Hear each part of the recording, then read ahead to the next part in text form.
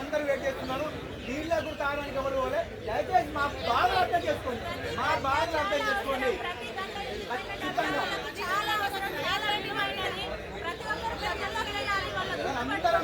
అందరం కూడా ప్రచారం అన్ని వైలేషన్ వచ్చినాం, అర్థం చేసుకోండి దయచేసి. ఖచ్చితంగా